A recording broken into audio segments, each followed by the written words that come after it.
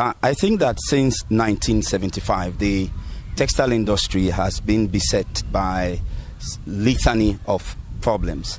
The industry used to employ about 25,000 workers. As of today, we are talking about less than 1,500. And the issue is what has been the challenges over the years. The challenges that the sector has faced range from pirating of patented goods and having under-invoicing, smuggling, counterfeiting, and many other problems that has confronted the sector. I believe honestly that if we need to look at long-term measures to salvage the industry, then we are looking at measures that we put in place to address these problems hereby enumerated, which has to do with the patented, the piracy of the patented fabrics, the counterfeiting, under invoicing, and so on and so forth. Well, the introduction of the tax stamp policy, in my opinion, is a measure to monitor and to check the quantity of product that if an employer or a manufacturer has in its custody, and for which taxes will be imposed, VAT.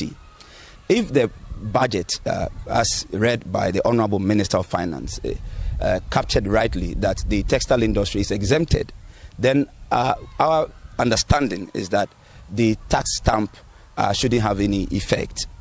However, what we consider as possibly being a challenge is the acquisition of the equipment and the stamp itself, which will be used to affix the stamp on the product.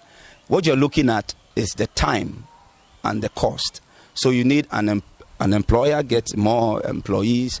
If you have 1,000 fabrics, it means that they have to make sure that they affix them one by one, and you should just look at the time that it's going to take. So that time factor should be considered. The cost of the item, we don't know. That also must be considered. Now, if government comes up with a zero VAT, obviously it's a commendable policy. But the question that we ask ourselves is that to what extent will that policy intervention help in salvaging or addressing the problems that confront the sector? For instance, the piracy. How do we deal with the issue of piracy? How do we address the issue of smuggling? And that is why the inauguration and consequently the setting up of the anti-piracy task force, in our view, was a measure put in place by government with the stakeholders to ensure that these smugglers are checked at the point of at the market point, because obviously if you cannot stop them at the borders, then your next destination to ensure that they are apprehended is the market. Now the task force is not functioning. There's been I don't know whether it's been disbanded or become ineffective. What I want to see, or what we want to see in the industry, is that there should be a radical, or if you like, an innovative measure to make sure that these anti-piracy task force commenced work effectively to ensure that the fabrics, the patents that are being pirated, because my brother, what are we talking about here? Somebody engaged the expert minds to put together a design, and then somebody decides to take the design, go to China, and then print that design on a cheap product, smuggle it into the country, sells, make profit at the expense of the local industry. Well, I don't foresee a significant change in the industry with this impromptu budget, having listed the problems that I have addressed: the problem of smuggling, the problem of counterfeiting, the problem that has to do with evasion of duty by these importers. These are the problems that makes the textile industry uncompetitive.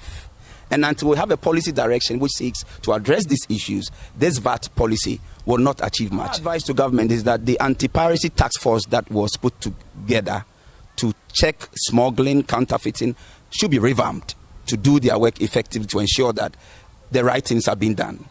We believe that government should also do more of engagement, consultation, involve, like they've done in the past, the stakeholders, so that we can all cross-pollinate ideas, bring our ideas together to ensure, because the fact of the matter is that we are all interested in the well-being of the nation. It's about revenue. It's about ensuring that we are able to put in place measures, strategies that will ensure that businesses flourish to the benefit of the state.